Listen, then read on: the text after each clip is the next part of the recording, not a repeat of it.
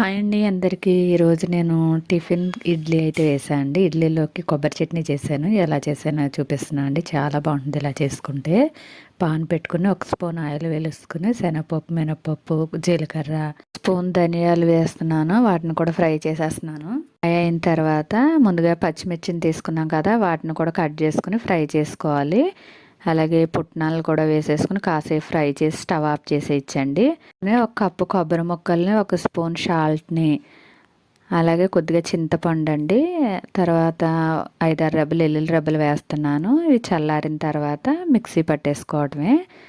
Mixie పట్టిన తర్వాత ఈ చట్నీ తాలింపు వేస్తే బాగుంటుందండి. వాటి కోసం నేను పాన్ పెట్టుకుని ఒక స్పూన్ ఆయిల్ వేసుకుని హీట్ అయిన తర్వాత వెల్లుల్లి రెబ్బలు, అలాగే ఆవాలు, ఎండుమిర్చి, కరివేపాకుతో తాలింపు వేసండి. ఫ్రై అయిన తర్వాత చట్నీలో కలిపేసుకోవడమే. ఇడ్లీకి, దోసకి చట్నీ చాలా బాగుంటుందండి. వీడియో నచ్చితే లైక్ చేయండి.